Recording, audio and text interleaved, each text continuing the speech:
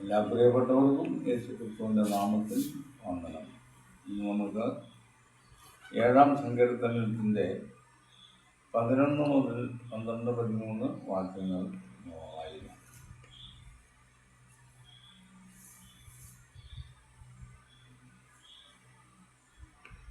ദൈവം നീതിയുള്ള ന്യായാധിപതിയാകുന്നു. ദൈവം ദിവസം പ്രതി കോപിക്കുന്നു. മനം തിരിയുന്നില്ലെങ്കിൽ അവൻ തന്റെ വാളിന് മൂർച്ചകൂട്ടും. അവൻ തന്റെ വില്ലു കുലച്ച് ഒരുക്കിയിരിക്കുന്നു. അവൻ മരണാസ്ത്രങ്ങളെ അവന്റെ നേരെ തൊടുത്തു. തന്റെ ശരങ്ങളെ തീയമ്പുകളാക്കി തീർത്തിരിക്കുന്നു. ഇവിടെ ദൈവത്തെ വിശേഷിപ്പിച്ചിരിക്കുന്നത് ദൈവം നീതിയുള്ള ന്യായാധിപതിയാകും. ഓരോ രാജ്യത്തും നീതിപീഠം, അതിൽ ന്യായാധിപന്മാർ അവരോധിതരായിരിക്കും. കുറ്റകൃത്യങ്ങൾക്ക് തീർപ്പ് കൽപ്പിക്കുന്നതിനും ശിക്ഷ വിധിക്കുന്നതിനും വേണ്ടിയുള്ള കോടതികൾ നിയമം നടപ്പാക്കുന്നു, നിരപരാധികളെ വെറുതെ വിടുന്നു. ഇങ്ങനെ ഒരുപാട് ഭരണ വ്യവസ്ഥകൾ നമുക്ക് കാണാൻ കഴിയും. പല ദേവന്മാരെ കുറിച്ച് നമ്മൾ കേൾക്കുന്നു. അവരും നീതിയും ന്യായവും നടത്തുന്നവരാണ് എന്നാണ് പറയപ്പെടുന്നത്. ഇവിടെ പറയുന്ന ദൈവം നീതിയുള്ള ന്യായാധിപതിയാകുമെന്ന് 8-ാം സങ്കീർത്തനത്തിൽ പറയുന്നുണ്ട്. ദേവന്മാരെ, നിങ്ങൾ വാസ്തവമായി നീതി പ്രസ്താവിക്കുന്നു.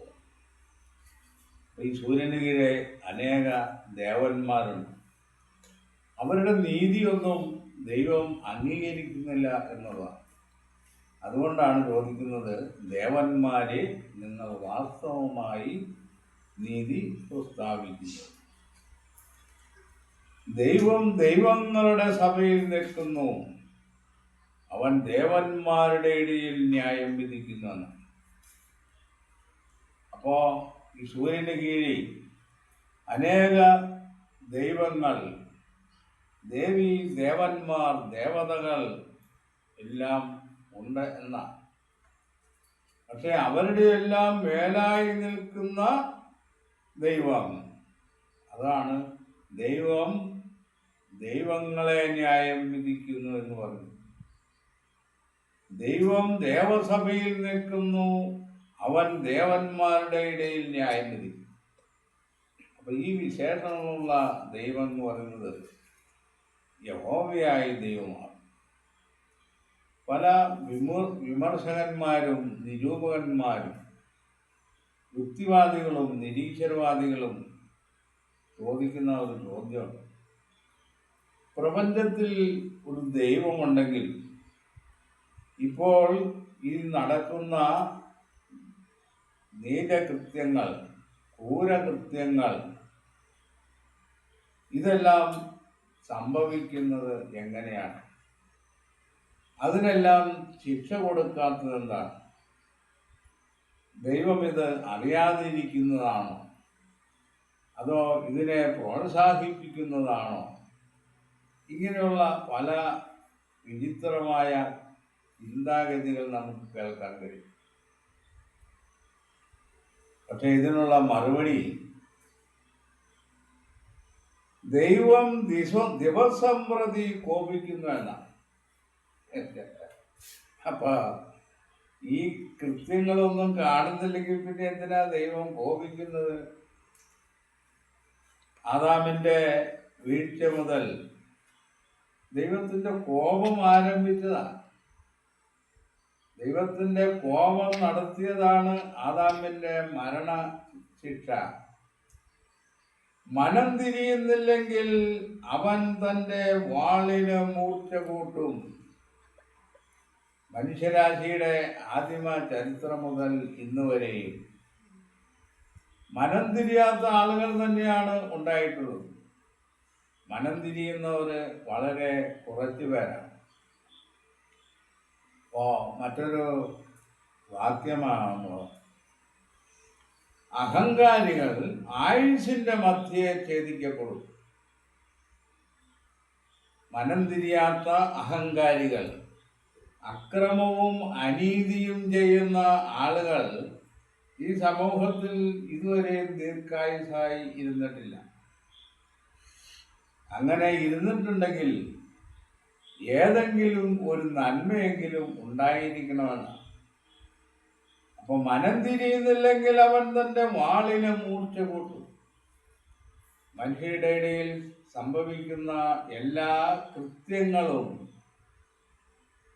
ഒരു ശിക്ഷയുടെ ഫലം തന്നെയാണ്. ദൈവം കൊടുക്കുന്ന ശിക്ഷയാണ് ഓരോരുത്തർക്കും. നീതിമാന്മാരായി ജീവിക്കുന്നവർക്ക് അതിൻ്റെ അനുഗ്രഹവും, ദുഷ്ടത ചെയ്ത് ജീവിക്കുന്നവർക്ക് ഈ ആയുസ്സിൽ തന്നെ അതിൻ്റെ ശിക്ഷയും കൊടുക്കുന്നു. ദൈവം നേരിട്ട് ഇറങ്ങി വന്നല്ല, നമ്മുടെ നിലവിലുള്ള എല്ലാ കോടതികൾ വഴിയാണ് ഈ ശിക്ഷ നടപ്പാക്കിക്കൊണ്ടിരിക്കുന്നത്. ദൈവത്തിൻ്റെ അനുമതിയില്ലാതെ ഒരു മനുഷ്യനെ വധശിക്ഷ ചെയ്യാൻ സാധ്യമല്ല. ദൈവം അനുവദിക്കാതെ ആ ശിക്ഷ ഒരിക്കലും നടപ്പാക്കാൻ സാധ്യമല്ല എന്നുള്ളതാണ്. പണ്ട് ഇസ്രായേലിൻ്റെ ശിക്ഷാ നടപടികളിലൊക്കെ കൊലയ്ക്ക് കൊല എന്നാണ്. അത് ചില രാജ്യങ്ങളിൽ ഇന്നും അങ്ങനെ നടക്കുന്നുണ്ട്. അപ്പൊ മനം തിരിയുന്നെങ്കിൽ വാളിന് മൂർച്ച കൂട്ടും, അവൻ തന്റെ വില്ല് കുലച്ച് ഒരുക്കിയിരിക്കുന്നു. ദൈവം പ്രതികാരത്തിന് വേണ്ടി തയ്യാറെടുത്ത് തന്നെയായിരിക്കും. ആളുകൾ പറയുന്നു ദൈവം ഇതൊന്നും അറിയാതെ കണ്ണടച്ചിരിക്കുകയാണെന്ന്. അവൻ മരണാസ്ത്രങ്ങളെ അവന്റെ നേരെ തൊടുത്തു. എന്താ പറഞ്ഞു? ദീർഘായുസിനെ കൊടുക്കാതെ ആയുസിന്റെ മധ്യത്തിൽ തന്നെ അവനെ എടുത്തു കളയുന്നു. തൻ്റെ ശരങ്ങളെ തീയമ്പുകളാക്കി തീർത്തിരിക്കുന്നു. അപ്പോൾ എല്ലാവരുടെയും സംശയം മാറിക്കാണുമെന്നറിയാം. ഈ ആയുസിൽ തന്നെ ഇവിടെ കുറ്റകൃത്യങ്ങൾ ചെയ്യുന്നവരെ ഇവിടെ ശിക്ഷിച്ചുകൊണ്ട് തന്നെയാണ് വിടുന്നത്. പലരുടെയും ധാരണ ഏതോ ഒരു മായാലോകത്ത് ചെല്ലുമ്പോൾ ന്യായവിധി ഉണ്ടാകുന്ന ഈ അങ്ങനെ ഉള്ള സങ്കല്പത്തിലെ ന്യായവിധി അത് നമ്മൾ വിചാരിക്കുന്നത് പോലെയുള്ളതല്ല. ഭാവിയിൽ മനുഷ്യനെ ന്യായം വിധിക്കുന്നത് ഇന്ന് ചെയ്ത പ്രവൃത്തികളുടെ അടിസ്ഥാനത്തിലല്ല. ഇന്ന് ചെയ്യുന്ന പ്രവൃത്തികൾക്ക് ഇന്ന് തന്നെ ഈ ആയുസ്സിൽ തന്നെ അതിൻ്റെ ഫലം അവൻ അനുഭവിച്ചേ തീരൂ. ഭാവിയിലുള്ള ന്യായവിധി മറ്റൊരു പ്രമാണത്തിൻ്റെ അടിസ്ഥാനത്തിലാണ്. അതിനെക്കുറിച്ച് മറ്റൊരു വീഡിയോയിൽ പറയാമെന്ന് വിചാരിച്ച് ഇത്രയും പറഞ്ഞുകൊണ്ട് ഈ ഭാഗം അവസാനിപ്പിക്കാം.